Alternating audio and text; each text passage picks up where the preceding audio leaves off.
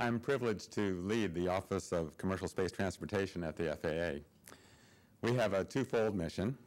First, to ensure public safety during commercial launch and reentry activities. And secondly, to encourage, facilitate, and promote commercial space transportation. As it turns out, we had the opportunity to exercise both parts of our mission during the recent Lunar Lander Challenge activities out in New Mexico. There are a number of things we do to ensure public safety. For example, we develop and publish regulations, we issue launch licenses and experimental permits, and we send safety inspectors out to observe each and every commercial launch. I'm pleased to report that the event out in New Mexico went very smoothly. It was clear that both Armadillo Aerospace and TrueZero had safety as their top priority, even though there was a significant amount of prize money at stake, and we were very pleased to see that. In addition to focusing on safety, we also try to do our part to clear away some of the bureaucratic obstacles that could prevent industry from being successful.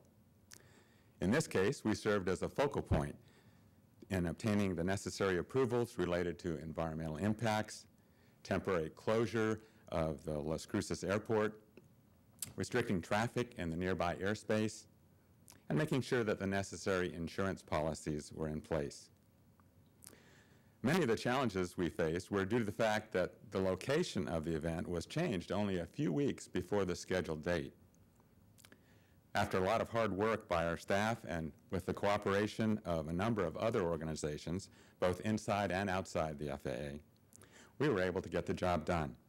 But I want to specifically thank all of the people who were involved in that process, because without their help, the event would not have taken place.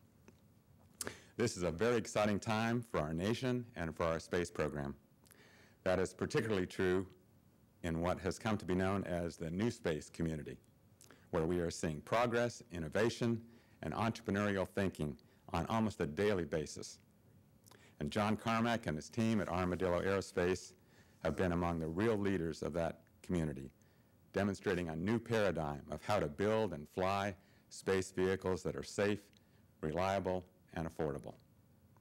I think it's interesting to note that of the 5 experimental permits that have been issued to date, Armadillo has received 3 of them.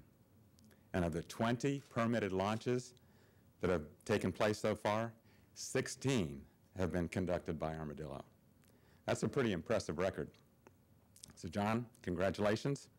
We're proud of you and what you have accomplished, and we look forward to working with you and your team in the months ahead as you take on some even more ambitious goals, such as carrying people on suborbital space flights and eventually taking payloads to orbit.